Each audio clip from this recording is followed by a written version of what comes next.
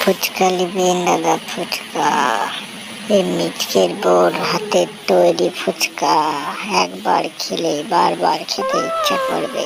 থুতু দিয়ে তৈরি করে আমার বউ ফুচকা, একবার খেয়ে যান। আপনি আসতেই হবে ফুচকা খেতে, আপনার নেশা লেগে যাবে। দাদা ফুচকা খেয়ে যান, মিচকের ফুচকা। এই চলে গেল মিচকার ফুচকা, মিচকের ফুচকা চলে গেল। আপনারা নিয়ে যান আমার ফুচকা, বাঘ মামার ফুচকা নিয়ে যান, বাঘ মামার ফুচকা। বাঘ মামার ফুচকা খুব স্বাদ, একবার খেলে বারবার খেতে ইচ্ছে করবে এই মামার ফুচকা। খেয়ে যান এই মামার ফুচকা, না খেলে মিস করবেন। এই চলে গেল মামা, চলে গেল মামার ফুচকা, খেয়ে যান। ওই মিচকে, তোর ফুচকা ভালো না, আমার ফুচকা ভালো। তুই ওদেরকে মিথ্যে কথা বলছিস মিচকে। তোর বোধ থুতুতে কি আছে যে তোর বোধ থুতু বললেই সবাই তোর ফুচকা খাবে আর আমার ফুচকা কেউ খাবে না?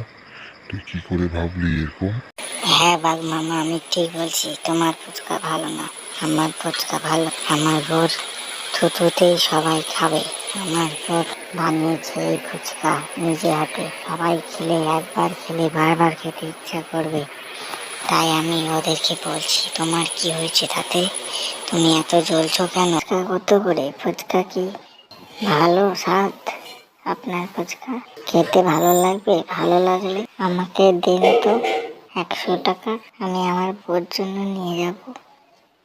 ও দাদা, আমার কাছকার ফুচকা নিয়ে যান, আপনার বউ খেলে বলবে হ্যাঁ কোথা থেকে ফুচকা এনেছো, খুব সুন্দর।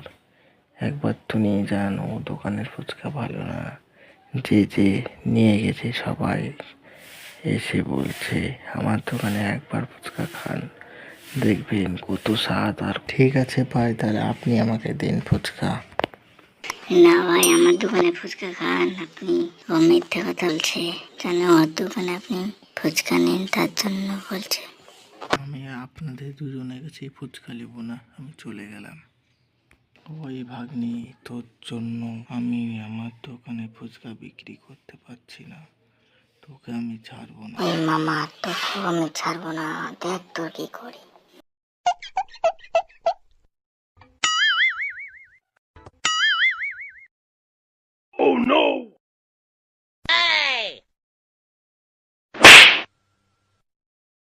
ভাগ্নে গেলাম, মামা গেলাম, বাপরে আর ভাগ্নে গেলাম, মামা গেলাম।